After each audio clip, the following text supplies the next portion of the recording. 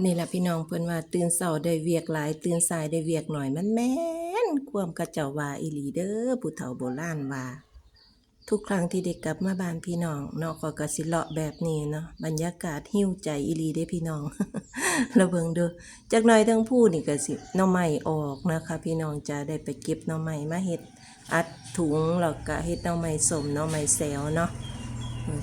โอ้ยข้อยมักบรรยากาศบ้านข้อยแห้งยามน้ำลด แต่ว่าบ่มักอย่างเดียวยามน้ำท่วมพี่น้องเสี่ยงต่อบ้านข้อยแรง